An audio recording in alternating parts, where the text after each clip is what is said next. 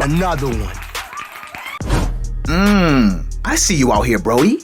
Just all up on YouTube, stink and ugly with it. Oh no, that's a whole fact. But you see, that's actually a good thing. Because if the build doesn't turn me stinking ugly, that means I haven't done it justice. Oh, so that's the vibes. That's the vibes. Oh. Now let me get right back to it.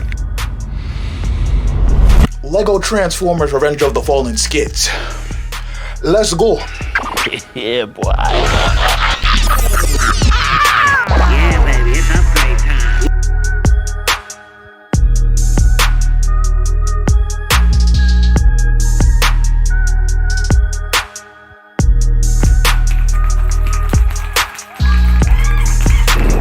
Yo, what's going on, guys? It's your boy Say here.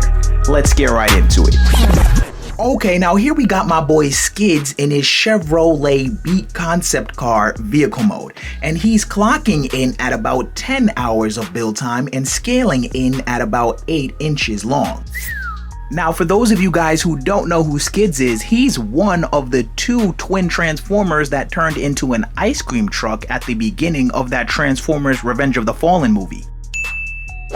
Okay, now right off the bat, let's address the elephant in the room. This Skids is not the correct shade of green. He's actually supposed to be a lime green, whereas mine is a darker shade of green.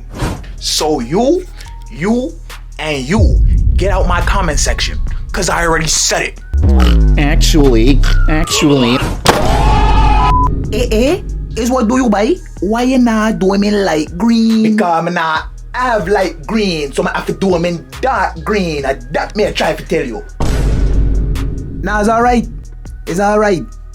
But yeah, on a serious note though, don't own enough light green to build this guy out of that color, and not planning on buying any because there's not enough Transformers in that shade of green for me to really buy a large amount of it. Now hold up though, right? Because if what I have to design is in such a specific color that if it isn't in that color, it won't look like what it's supposed to be, then in that case, yeah, I will have to go the extra mile and order those pieces off of Bricklink or Rebrickable. But the Skids is like a perfect example of where the dark green can nicely substitute that light green. Okay, but back to Skids here, new unlock, because this is my first time building a transformable minivan. Now peep game though, we got the minivan, but not without difficulty. I was actually having a lot of trouble getting this guy to stand upright in his robot mode without falling backwards because he had such a large portion of the car sitting on his back now. So after a couple of hours of fiddling with it with no success, I finally realized my error.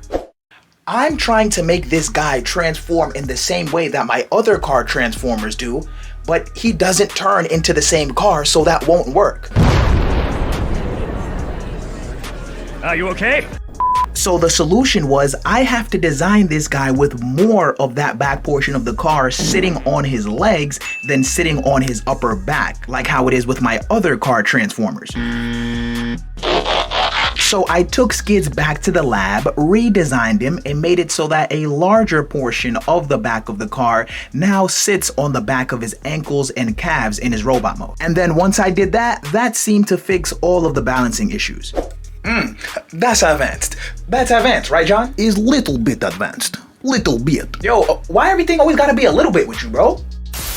Now, just on a quick side note, if you are interested in having me build or review your favorite Lego Transformers or mechs on the channel here, consider becoming a Super Say. The membership link for that is in the description. Or if you'd like to just gain free access to some of my instructions to some of my builds, you can actually use that same link and join the Patreon as a free member and you will never be charged. Now, I already mentioned that the first most difficult part of this build was the stability.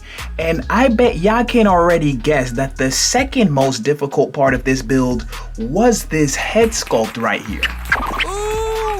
Yo, I'm not even gonna hold y'all. I don't think I have ever successfully built a more difficult Transformer head sculpt than this right here. The only other one that comes to mind is the Transformers 2007 Optimus Prime maskless head sculpt because he pretty much looks almost exactly like a human. But other than that, yeah, this head sculpt here takes the cake. Now when it comes to designing with Lego, when I tell you pieces are everything, bro, pieces are everything. And what I mean by that is there are just certain aesthetics that you cannot achieve if you do not have certain pieces. Without these claws as the eyebrows or a similar piece, it just wouldn't work in terms of creating the emotion that Skids has on his face. As far as that cross-eyed or googly eye aesthetic that he sports as well, no way I would have been able to do it without the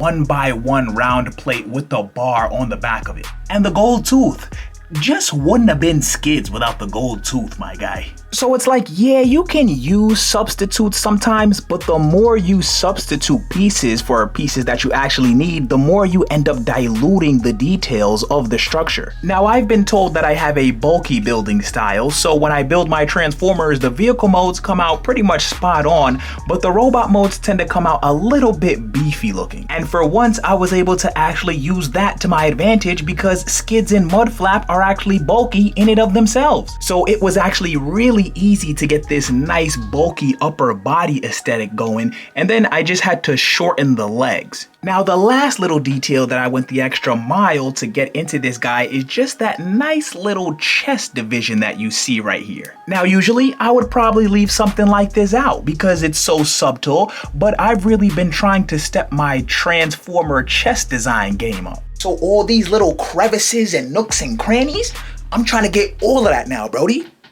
Now, another Transformer whose chest that I actually went the extra mile for is my Transformers 2007 movie Jazz build. So I'll leave the link to that guy at the end of this video.